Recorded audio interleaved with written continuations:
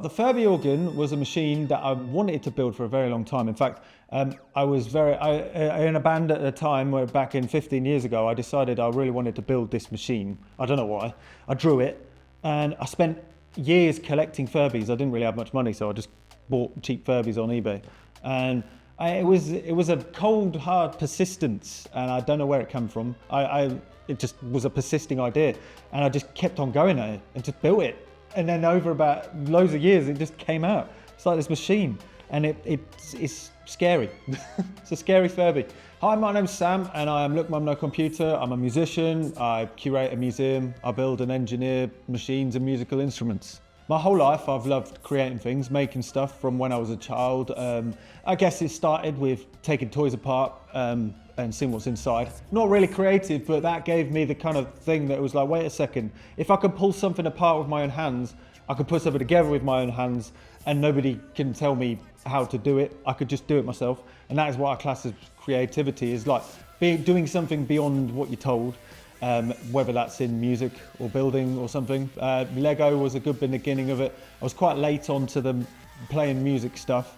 And then I picked up a guitar and realized it was very much the same as Lego, but the Lego was your hands wiggling around. So once you learn the patterns and whatnot, you're able to build on it and stop listening to people telling you how to do it and what to do, and take all of the tools and start creating yourself and going beyond what you're told. Yeah. When I started trying to pursue creative stuff as somewhat of a job and a career, I didn't really have, well, I had a plan at the time, and I realized that having preconceived plans was possibly not the best idea, and you had to kind of roll with the punches to make it work. So I started by doing a solely music career, trying to pursue that, songwriting and stuff, and being in a band. And whilst it was working for a bit, I felt like it needed something else. And at that time, I had a hobby of making musical instruments. And I didn't really, at the time, think, oh, this is gonna be useful to be able to make a career from this. I thought it was just gonna be a hobby. I could only make it a hobby. But then I started sharing videos about that. And strangely enough, that really, it really became an intrinsic part of my creative process, which is amazing. It's freeing because it was one of my largest passions. Strangely enough, it kind of overtook when the music started to feel more like a job to me. At that point, there was like the hobby. That's the thing. But when the thing that you absolutely have to do feels like what you got to do, then the other side is the creative thing that lets you escape from that. So if you've got loads of these kind of things bouncing around, you're able to jump between and bring the true creative into chopping and changing.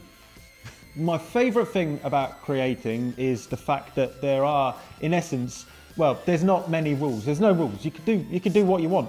One of the things that I've discovered with YouTube is I tend to do a video a week, and I've been doing a video a week, sometimes more than that, for nearly 7 years now. I have made videos and not put them out. There's an uncanny valley, I like to think, with videos that I've just realized it's not, if it's really bad, the thing that I made, then it's kind of like you can make a video about it because it's really bad. If it's good, then you can make a video. It's just like this uncanny valley bit in the middle where it's like, oh, it's a bit naff.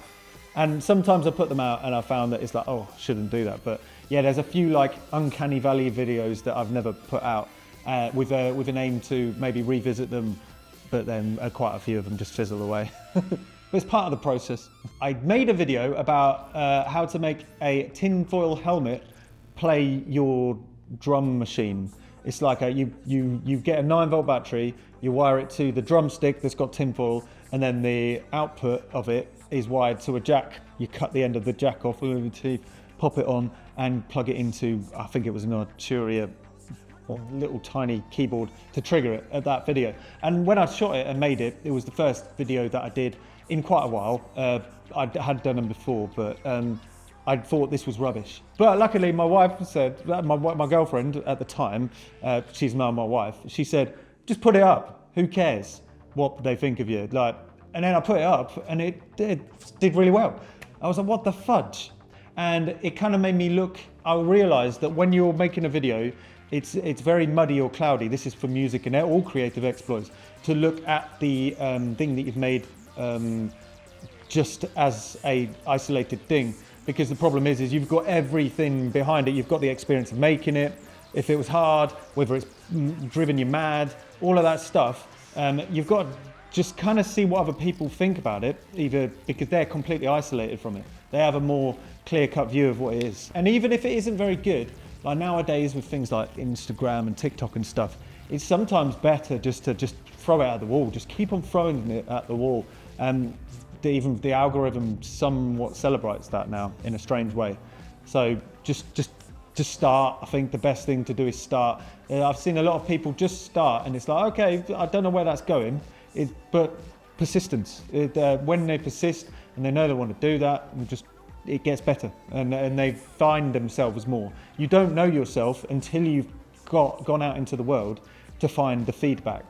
Like you only know what you think you should be, and that doesn't always match up to what you. It's a push and pull situation with what you're making. The frequency of videos and music and whatnot can always be a little bit of a sticking point when it comes to creativity, I think. And I would be lying to say that the environment that you put your stuff out into does not dictate what you've done to a certain extent. I feel that I've done this part personally for my own sanity of I'm not going to do it solely for views and clicks and all that stuff, because then it will feel like a job. So too much of a job I'm in. So I need to find the happy medium where I am being honest in my creations, but at the same time it's not like not remotely working whatsoever. There's a little bit of a same thing, a push and pull with what you're doing and the audience, and it's somewhere in between. You don't want to be too much for the output of the audience, because then you may as well be doing, I don't know, another job that might be better paid, you know. It's just like work for yourself, but within reason to make it actually work. A lesson I've learned the hard way of making my output of things public is, well, it can't please everyone. And with the modern world, before the internet, you wouldn't have necessarily have got immediate feedback from everybody. So nowadays you have these people commenting and things like that. You wouldn't have had that in the past. You would only have a vague idea of the feedback based on, I don't know, like record sales or going to a gig and you see people. But then with the comments, you get all manner of positive and negative things, and some people just outright don't like it. And you just got to get on with it, unfortunately. It can bring you down, it can make you sad, but you just got to keep on chucking away. And just be honest to yourself. That's the most important thing, is being honest to yourself.